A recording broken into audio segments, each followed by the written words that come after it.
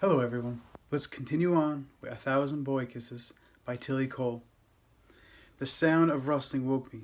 I rubbed the sleep from my eyes. Poppy's quiet silhouette drifted toward the window. Poppyman? Poppy halted, then finally looked back at me. I swallowed, chasing away the razor blades in my throat.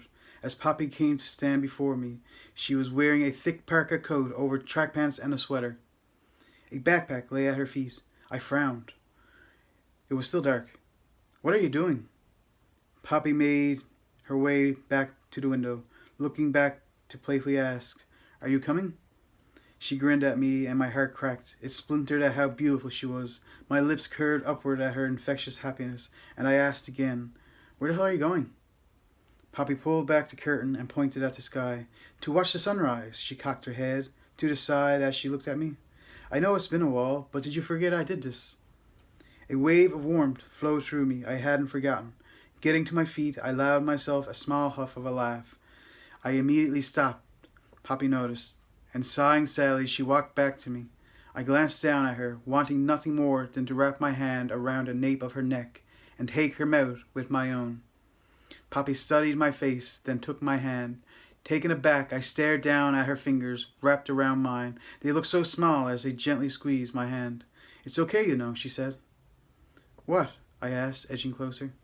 Poppy's grip stayed on my hand as the other lifted toward my face. She rose to her tiptoes and laid her fingertips on my lips. My heart beat a little faster. "It's okay to laugh," she said, her voice as soft as a feather. "It's okay to smile. It's okay to feel happy. Or what's the point in life?" What she was saying hit me hard because I didn't want to do or feel those things. I felt guilty just thinking about being happy. "Rune," Poppy said. Her hand drifted down to rest on the side of my neck. "I know how you must be feeling. I've dealt with this for a while now. But I also know how it makes me feel, seeing my favorite people in the world, the ones that I love with my whole heart, hurt and upset." Poppy's eyes shone. It made me feel worse. "Poppy," I went to say, covering her hand with my own. "It's worse than any pain. It's worse than facing death.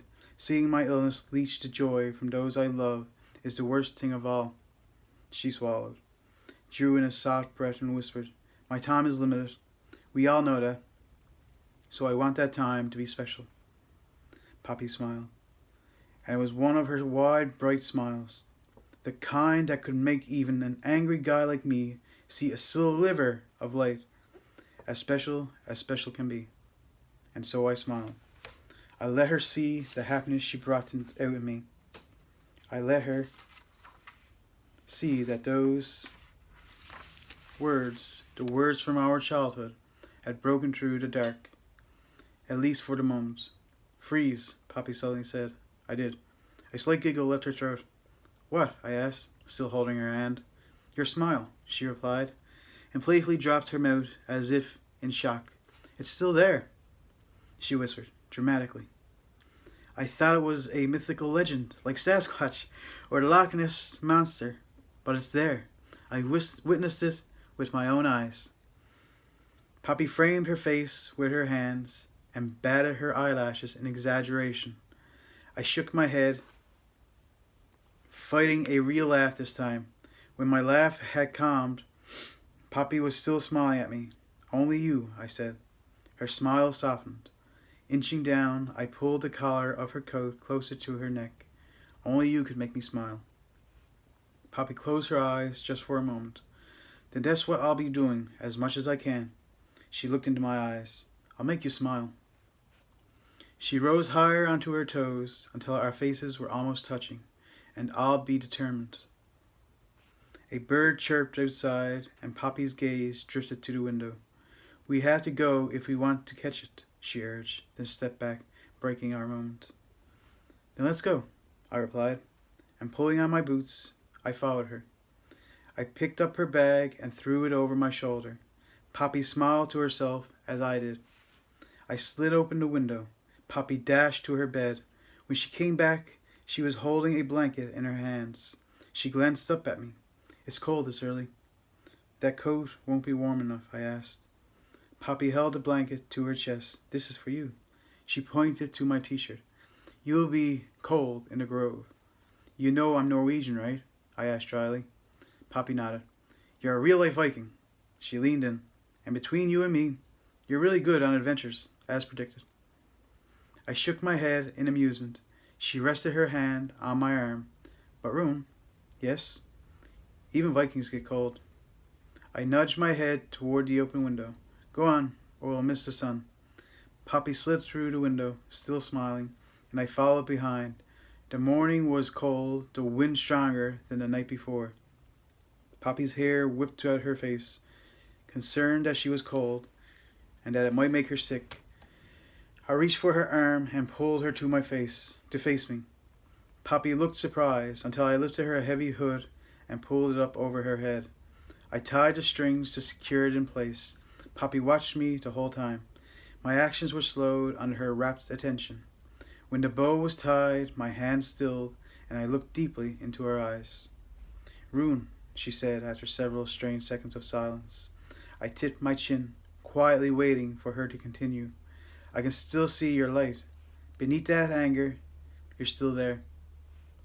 Her words made me step back in surprise. I glanced up at the sky. It was beginning to lighten. I walked forward. You coming? Poppy sighed and rushed to catch up with me. I slipped my hand into my pockets as we made our way in silence to the grove. Poppy was looking all around her on the way. I tried to follow what she was seeing, but it only ever appeared to be birds or trees or grass swaying in the wind. I frowned, wondering what had her so transfixed, but this was Poppy. She always danced to her own drumbeat.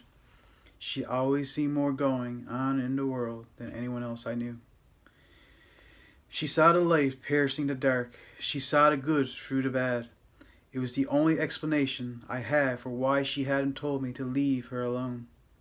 I knew she saw me as different, changed. Even if she hadn't told me so, I would have seen it in the way she watched me. Her stare was guarded sometimes. She would never have looked at me like that before. When we entered the grove, I knew where we would sit. We walked to the biggest tree, our tree, and Poppy opened her backpack. She pulled out a blanket to sit on. When she had laid it out, she gestured for me to sit. I did, resting my back against the wide tree trunk. Poppy sat in the center of the blanket and leaned back on her hands. The wind seemed to have dropped. Untying the bow from the hood's strings, she let the hood fall back, showing her face. Poppy's attention turned to the brightening horizon, the sky now gray, with tints of red and orange pushing through. Reaching into my pocket, I pulled out my smokes and brought one to my mouth. I struck the lighter, lit the smoke, and drew in a drag, feeling the instant it hit my lungs. The smoke billowed around me as I exhaled slowly. I caught Poppy watching me closely, resting an arm on my raised knee. I stared right back at her. You smoke? Yeah. You don't want to stop? She asked. I could hear in her voice that this was a request, and I could see by the flicker of a smile on her lips that she knew I was onto her. I shook my head. It calmed me. I wouldn't be quitting anytime soon. We sat in silence until Poppy looked back at the rising dawn and asked, Did you ever watch the sunrise in Oslo? I followed her gaze to the now pink horizon. The stars were beginning to disappear in a fan of light. No. Why not? Poppy asked, shifting her body to face me. I took another drag of my smoke and tipped my head back to exhale. I lowered my head and shrugged. Never occurred to me. Poppy sighed and turned away once more. What an opportunity wasted, she said, waving her arm toward the sky.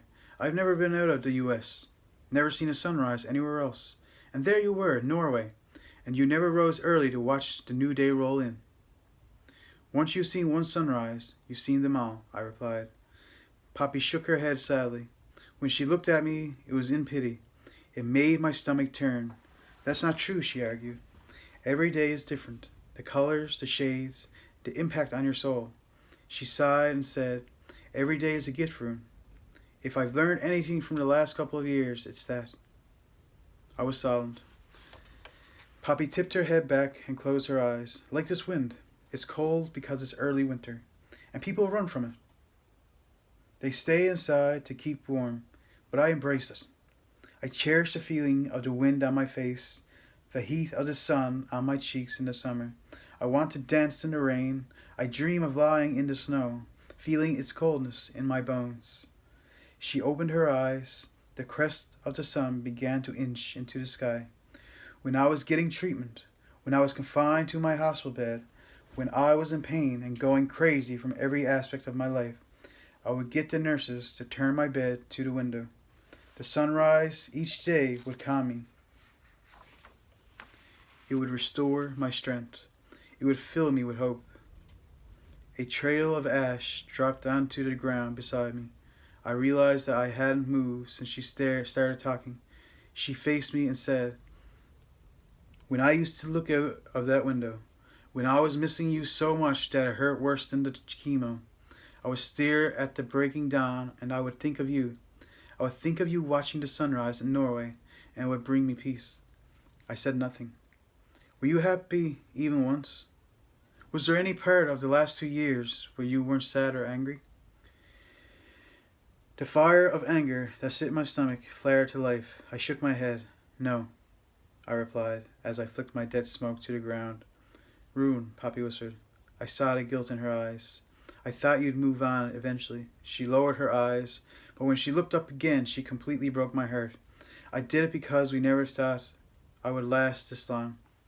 A weak yet strangely powerful smile graced her face. "I've been gifted more time. I've been gifted life."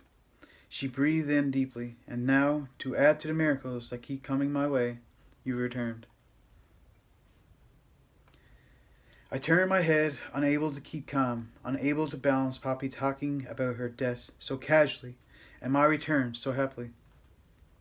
I felt her move to sit beside me. Her sweet scent washed over me, and I closed my eyes, breathing hard when I felt her arm pressed against mine.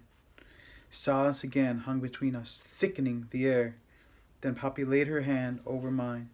I opened my eyes just as she pointed to the sun, now moving quickly, ushering in the new day. I laid my head back against the rough bark, watching a pink haze flood over the barren grove. My skin shivered with the cold. Poppy lifted the blanket next to her to lie over us both. As soon as the thick woolen blanket had enveloped us in its warmth, her fingers threaded through mine, joining our hands.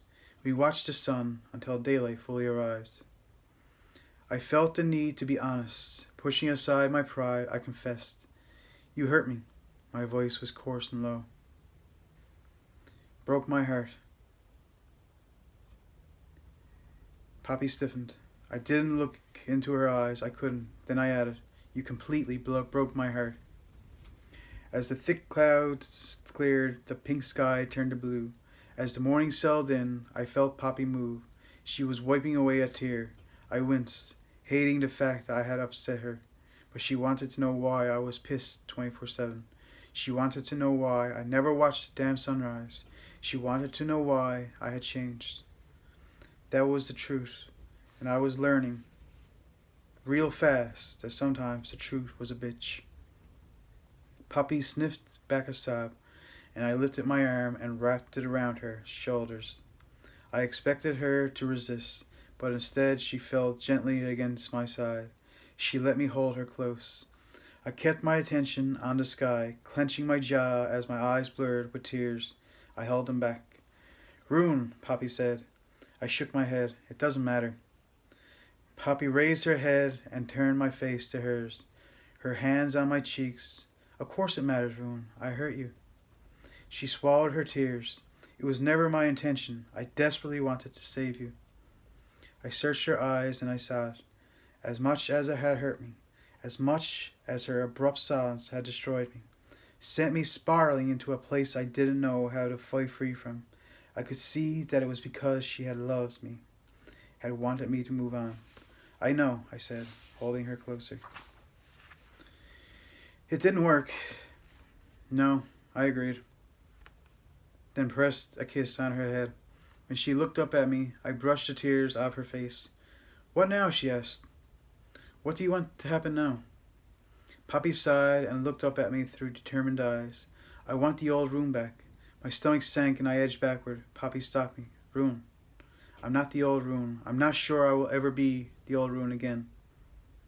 I dropped my head, but then forced myself to face her. I still want you the same, Poppyman, even if you don't want me. Rune, she whispered. I just got you back. I don't know this new you. My mind is foggy. I never expected to have you with me through this. I'm confused. She squeezed my hand, but at the same time, I feel full with new life, with the promise of us again, with knowing that, for at least the time I have left, I get to have you. Her words danced in the air as she asked nervously, Don't I? I ran my finger down her cheek. Poppyman, you have me. You'll always have me. I cleared the lump in my throat and added, I might be different from the boy you knew, but I'm yours. I smirked, without humor, forever always. Poppy's eyes softened. She nudged my shoulder, then laid her head on it. I'm sorry, she whispered. I held her close, as tight as I could. Christ, I'm sorry. Poppy, I don't. I couldn't finish my words, but Poppy waited patiently until I dropped my head and continued. I don't know how you're not breaking apart with all this. I don't know how you're not... I sighed. I just don't know how you're finding the strength to keep going on. Because I love life. She shrugged. I always have. I felt like I was seeing a new side of Poppy. Or maybe I was being reminded of the girl I always knew she'd grow up to be. Poppy gestured to the sky. I'm the girl who wakes up early to watch the sunrise. I'm the girl who wants to see the good in everyone. The one who is taken away by a song, inspired by art. Turning to me, she smiled. I'm that girl, Rune. The one who waits out the storm simply to catch a glimpse of a rainbow. Why be miserable when you can be happy? It's an obvious choice for me. I brought her hand up to my mouth and kissed the back of her hand.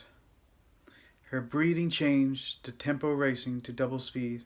Then Poppy pulled our joined hands to her mouth, twisting them so she could kiss my hand. She lowered them to her lap, tracing small patterns on my skin with the index of her finger and her free hand. My heart melted when I realized what she was drawing. Infinity signs. Perfect figure eights. I know what lies ahead for me, Rune. I'm not naive. But I also have a strong faith that there's more to life than what we have right now, here, on this earth. I believe that heaven awaits me. I believe that when I take my last breath and close my eyes in this life, I'll awake in the next, healthy and at peace. I believe this with my whole heart. Poppy, I rasped, tearing apart inside at the thought of losing her, but so damn proud of her strength. She amazed me. Poppy's fingers dropped from our hands, and she smiled at me. Not a hint of fear on her beautiful face. It'll be okay, Rune, I promise. I'm not sure I'll be okay without you. I didn't want to make her feel bad, but this was my truth. You will, she said confidently, because I have faith in you. I didn't say anything in response. What could I say? Poppy looked at the bare trees around us. I can't wait for them to bloom again. I miss the sight of pretty pink petals. I miss walking into this grove and feeling like I'm stepping into a dream. She lifted her hand and trailed it along a low-hanging branch. Poppy flashed me an excited smile, then jumped to her feet, her hair blowing freely in the wind. She stepped onto the grass and stretched her hands into the air. Her hand tipped back and she laughed. A laugh that ripped from her throat with pure abandon. I didn't move. I couldn't. I was transfixed. My eyes refused to move away from watching Poppy as she began to turn, spinning as the wind blew through the grove, her laughter drifting on the wind. A dream, I thought. She was right. Poppy, bundled up in her coat, spinning in the early morning grove, looked exactly like a dream. She was like a bird, at its most beautiful when flying free. Can you feel it, Rune? She asked, her eyes still closed as she soaked up the warming sun. What? I asked, finding my voice. Life, she called, laughing harder as the wind changed direction, almost knocking her off her feet. Life, she would say quietly as she grew still, rooting her feet in the dry grass. Her skin was flushed and her cheeks wind-burnt, yet she never looked more beautiful. My fingers twitched. When I glanced down, I immediately knew why. The urge to capture Poppy on film gnawed inside me. A natural urge. Poppy had once told me I was born with it. I wish, Ruin, Poppy said, causing me to glance up. I wish that people realized how it is felt every day. Why does it take a life ending to learn how to cherish each day? Why must we wait until we run out of time to start to accomplish all that we dreamed, when once we had all the time in the world? Why don't we look at the person we love the most like it's the last time we will ever see them? Because if we did, life would be so vibrant. Life would be so truly and completely lived. Poppy's head drifted slowly forward. She glanced back at me over her shoulder and rewarded me with the most devastating smile. I looked at the girl I loved most like it was the very last time I would see her, and it made me feel alive. It made me feel like the most blessed person on the planet, because I had her. Even though right now things were still awkward and fresh, I knew I had her, and she definitely had me. My legs stood up of their own accord, discarding the blanket onto the grassy floor of the grove. Slowly I walked to Poppy, drinking in every part of her. Poppy watched me approach. As I stood in front of her, she ducked her head, a flush of embarrassment traveling up her neck to rest upon apples of her cheeks. As the wind wrapped around us, she asked, "Do you feel it, Rune?" Shining down. Truly. I knew she was referring to the wind on my face and the sun's rays shining down, alive, vibrant. I nodded, replying to a completely different question. I feel it, Poppy, truly. And it was at that moment that something inside of me shifted. I couldn't think of the fact she only had months to live. I had to focus on the moment.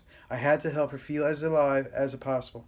While I had her back by my side, I had to win back her trust, her soul, and her love. Poppy stepped closer to me, running her hand down my bare arm. "You're cold," she announced. I didn't care if I was suffering from hypothermia.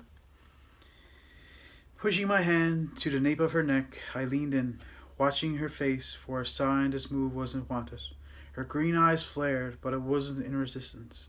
Spurred on, seeing her lips part and her eyes flutter to a close, I tipped my head to the side, bypassing her mouth, to run the tip of my nose down her cheek. Poppy gasped, but I kept going until I reached the pulse in her neck. It was racing. Her skin was warm from dancing in the wind, yet shivering at the same time. I knew it was because of me. Closing in the rest of the way, I pressed my lips over her galloping pulse, tasting her sweetness, feeling my own heartbeat race in tandem, alive. Life being so truly and completely lived. A soft whimper escaped Poppy's lips, and I drew back, gradually meeting her gaze. Her green irises were bright, her lips pink and full. Dropping my hand, I stepped back and said, "Let's go. You need sleep." Poppy looked adorably bewildered. I left her on that spot as I gathered our things. When I finished, I found her exactly where I had left her. I flicked my head in the direction of our houses. Poppy walked beside me. With each step, I mulled over the last 12 hours, about the roller coaster of emotions, about the fact that I got half my heart back, only to discover it was temporary. I thought about kissing Poppy's face, about lying in bed beside her. Then I thought about her jar, the half-empty jar of 1,000 boy kisses. For some reason, that flash of blank paper hearts bothered me the most. Poppy loved that jar. It was a challenge set by her mama, a challenge blunted by my 2-year absence. I flicked a look to Poppy, who was staring at a bird in a tree, smiling as it sang from the topmost branch. Feeling my stare, she turned to me and I asked, "You still like adventures?" Poppy's ear-splitting grin immediately answered the question. "Yes," she replied. "Lately, every day is an adventure." She lowered her eyes. "I know the next few months will be an interesting challenge, but I'm ready to embrace it. I'm trying to live every day to the fullest." Ignoring the pain this remark ignited in me, A plan formed in my mind. Poppy stopped. We had reached a patch of grass between our homes. Poppy turned to me as we stood in front of her window, and she waited, waiting for what I'd do next. Inching closer to where she stood, I placed a bag and blanket on the ground and straightened up, my hands by my sides. "So?" Poppy asked, a tinge of humor in her voice. "So?" I replied. I couldn't keep from smiling at the twinkle in her eyes. "Look, Poppy," I started, and rocked on my feet. "You believe you don't know the guy I am now." I shrugged. "So give me a chance. Let me show you. Let's start a new adventure." I felt my cheeks heat up with embarrassment, but Poppy suddenly took hold of my hand and placed it in hers. Bemused, I stared at our hands. Then Poppy shook them up and down twice. With the biggest smile on her face, her dimples deep and proud, she declared, "I'm Poppy Litchfield, and you're Rune Christiansen. This is a handshake. My mama told me it's what you do when you don't know somebody. Now we're friends, best friends." Poppy looked up at me through her lashes, and I laughed. I laughed as I recalled the day I met her, when we were 5, and I saw her climb through her window, blue dress covered in mud, and a big white bow in her hair. Poppy moved to take back her hand, but I held on tightly. "Go out with me tonight." Poppy stilled. "On a date," I continued awkwardly. "A real date."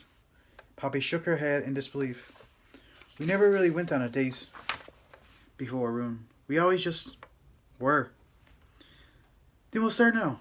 I'll pick you up at 6. Be ready." I turned and headed for my window, assuming that her answer was yes. Truth was, no way was I giving her a chance to say no. I was going to do this for her. I was going to do my damnedest to make her happy. I'd win her back. I'd win her back as the Rune I was now.